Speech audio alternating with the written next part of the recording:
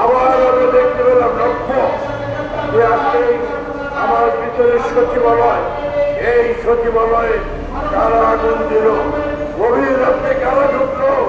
আমরা এই প্রশ্ন আমরা জিজ্ঞেস করতে চাই এই বর্তমান অন্তর্বর্তীকালীন সরকারকে, আপনারা অতি শীঘ্রে এই সচিবালয় যারা আগুন লাগিয়েছে আপনারা বের করুন। আজকে 3 দিন হয়ে গেল, কোন সারা শব্দ নাই। এটা কিসের আলামত? আমরা স্পষ্ট ভাষায় বলে দিতে চাই, এই সমস্ত যারা ভারতের নির্দেশে দল নির্দেশে এসব করছে এদেরকে উদ্ঘাটন করুন।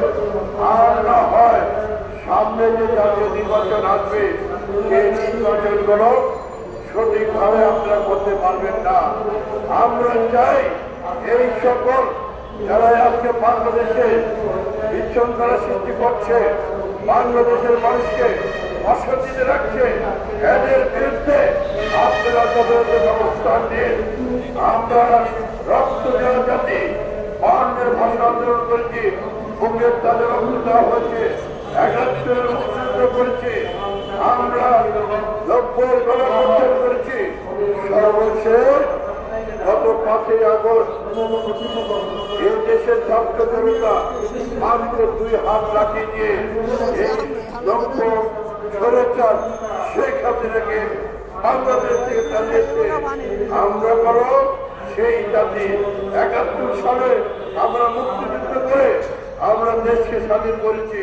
প্রয়োজন বোধে ভারত যদি মনে করে যে তারা বড় দেশ, তাহলে তারা এটা ভুল মনে করবে।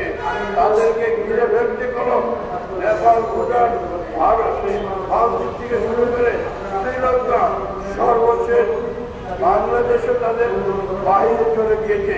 তারা নিজেরাই কোনো ঘেরা হয়ে গিয়েছে এবং তারা যদি এখনো তাদের সেই অবস্থান থেকে চলে আসে, গণতান্ত্রিক পর্যায়ে না আসে, তাহলে ভারতকে তাদের মাসুল অর্থনীতি হবে এবং বাংলাদেশের উপর অত্যাচার যেমন করছে 17 বছর, সেই 17 বছরের অত্যাচারের মধ্যে দিয়ে আমরা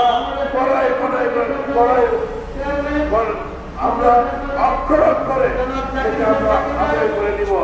তাই সম্মানিত ভাইরা, আজকে বর্তমান অর্থনৈতিক সরকারের আহ্বান, প্রয়োজনীয় সংস্কার করে অবিলম্বে নির্বাচনের রোডম্যাপ দাখিল করুন, নির্বাচন ঘোষণা করুন।